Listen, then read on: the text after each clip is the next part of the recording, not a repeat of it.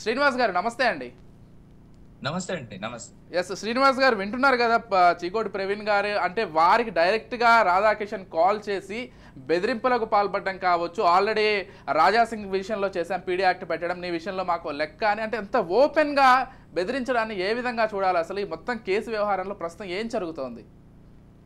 ఆయన 100% నిజం చెప్తున్నారండి. ఆయన బాధని ఆయన అనుభవించింది అనుకోండి, ఆయన ఫేస్ చేసి వచ్చిన సిచ్యువేషన్ ఎక్స్ప్లెయిన్ చేస్తున్నారు. కానీ ఇక్కడ నేను before getting in to the technicality and details, legal details లోకి పోయే ముందు కొన్ని పాయింట్స్ చెప్పదలుచుకున్నాను.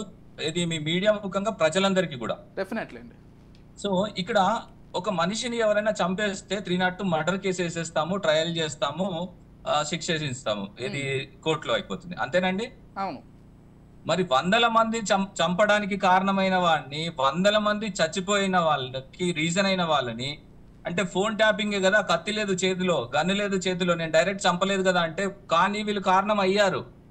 ఎంత మంది ఫోన్లు ట్యాప్ చేసి, ఎంత బెదిరించి, ప్రవీణ్ గారు వింటున్నారు కదా సార్, మీరు తట్టుకొని నిలబడగలిగారు, ప్రజల కోసం ప్రజలకు సేవ చేద్దామనే ఉద్దేశంతో ఉన్నారు, ప్రజల కోసం కష్టాలు అనుభవిస్తున్నారని ఫీల్ అయి ఉన్నారు, నిలబడి ఉన్నారు మీరు.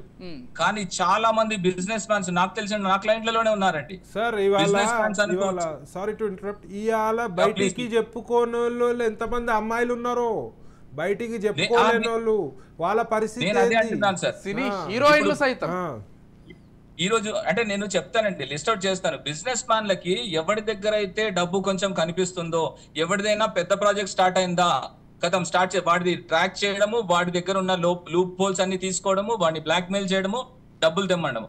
పోనీ ఒక్కడు డబ్బులు తీసుకొని వదిలేసాడా? కాదు.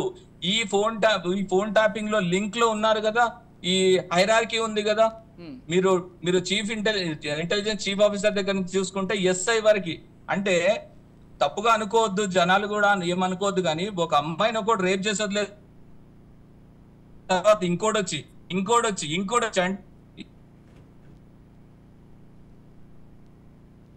రైతుల ఆత్మహత్యలు విన్నాం, కానీ టెలిఫోన్ బాధితుల ఆత్మహత్యలు ఎందుకు టెలికాస్ట్ చేయలేదండి? ఎందుకు బయటకు రానివ్వలేదు ఈ రోజు వరకు? సో ఏమంటారంటే వీళ్ళు టెక్నాలజీ గమ్మత్ విషయము, ఒక 10-12 years బ్యాక్ ఈ రాధాకృష్ణ ఎస్ఓటీలు ఉండే, ఆయన వల్ల ఒక ఎంజాల శ్రీధర్ రెడ్డి అని చెప్పి ఉప్పల్లో ఉంటాడు, ఉప్పల్ వైఎస్ఆర్ అంటాడు, కాంగ్రెస్ పార్టీ, ఆయన సూసైడ్ చేసుకొని చచ్చిపోయాడు. ఆయన సూసైడ్ చేసుకొని చచ్చిపోతే సార్ వినండి, ఆయన లెటర్, ఆయన సూసైడ్ నోట్లో ఈయన పేరు రాసి చచ్చిపోయాడు. ఆయన సూసైడ్ చేసుకొని చచ్చిపోతే ఆ యొక్క ఇష్యూ ఎవరు ఎంక్వైరీ చేయాలండి? వేరే ఆఫీసరో, ఆ పై ఆఫీసరో వేరే చేయాలి. గమ్మత్ విషయము, ఈయన సొంతంగా ఈయననే ఎంక్వైరీ చేసిండు, ఈయననే అక్యూజ్డ్, ఈయననే ఎంక్వైరీ చేసిండు, ఏం ఆధారం లేవు అని చెప్పి ఈయననే క్లోజ్ చేసిండు. అంటే ఎంత భయంకరంగా నడిచిందో చూడండి ఈయనది. సిస్టమ్ పైన ఆఫీసర్ల నుంచి, పైన సుప్రీంల నుంచి ఉన్న అధికారం సార్ అది.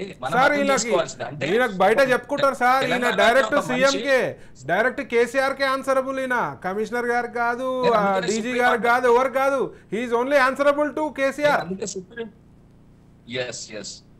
సార్ ఇక్కడ దేవుణ్ణి నేను చంపుతా, నాకు నచ్చితే చంపుతా, నచ్చకపోతే మిమ్మల్ని దయగలిస్తే మీరు బతకండ్రా అనే బ్రతుకులో తెలంగాణ ప్రజలందరినీ ఉద్దేశారు.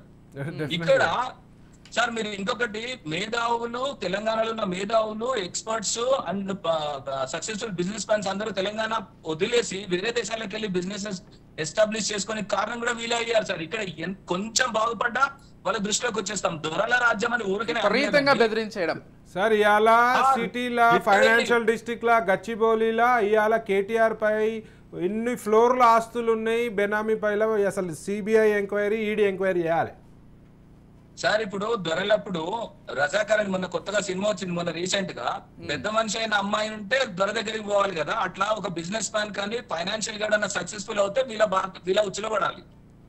అది మన గతి. కేసులు సార్ ఒకే రోజు 19 కేసులు రాశారు ఒక బిజినెస్ మ్యాన్ మీద. చూడండి, కూరగాయలు అమ్ముకునేటోడు 50 లక్షల రూపాయలు ఇస్తాడా సార్? చూడండి, ఒకే రోజు 19 కేసులు పెట్టేసి ఒక, అంటే 420 కేసు అనుకోండి, ఎగ్జాంపుల్ చెప్తున్నాను, నా క్లయింట్ గా చెప్తున్నాను. ఒక 420 కేసులో 41 నోటీసులు ఇచ్చి ఎక్స్ప్లెనేషన్ కోరాలి. అంతేగాని ఏరోప్లేన్ ఖర్చులు పెట్టుకొని మొత్తం వీళ్ళు లక్షల రూపాయల ఖర్చులు పెట్టుకొని అతన్ని పట్టుకొచ్చి లోపల పెట్టి ప్రెజర్ చేసి సంతకాలు పెట్టించుకొని డబ్బులు వసూలు చేస్తారా? ఇంత దారుణం అసలు. సార్ చెప్పుకుంటూ పోతే సార్ ఇది దొరల రాజ్యం కూడా కాక ఆయన దేవుడు అయిపోయాడు.